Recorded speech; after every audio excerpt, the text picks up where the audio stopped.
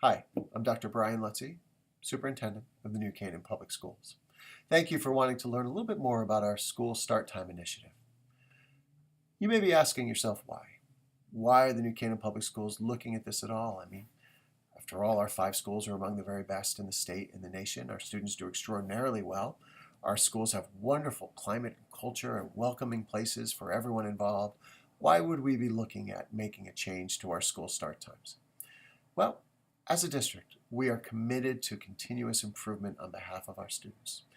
A few years ago, a group brought us some information that said this is worth looking at, and we've been looking at it ever since. We're really committed to doing all that we can to help our students to thrive and excel throughout their time in our schools. And we want to make sure we're creating the conditions for that success to happen.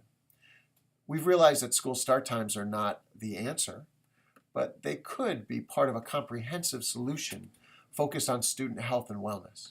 And as such a change could be beneficial to our students. As a result, they're worth exploring, worth learning about, worth sharing with you. So driving us in this work is a continuously growing body of research that suggests that a significant number of American teenagers experience detrimental pressure and stress in their daily lives. That these same teenagers are not getting the recommended 8 to 10 hours of sleep each night. And that this ongoing sleep deprivation in our kids negatively impacts their emotional intelligence and can contribute to increased feelings of pressure and stress, lead to poor decision making, cause difficulties with learning, and create challenges for them in their executive functioning.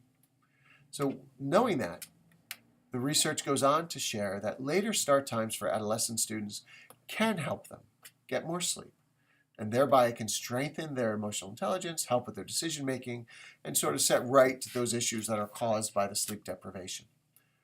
This conversation about changing school start times is often considered a high school discussion.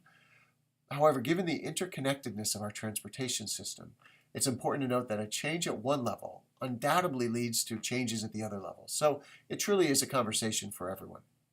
We currently have a 3-tier system. If you'd like to learn more about the system or more about the work we've been doing as a board, please go to the website, www.ncps-k12.org, and on the left-hand side, you'll see a quick link to our school start and end time initiative. Go there at the bottom. You'll see lots of links to different resources that I think will be very helpful in understanding both why we're looking at this and the complexity and challenges in doing so. And that's really what the board is balancing here as they look at it all. So as a district, we're committed to doing all that we can on behalf of our students.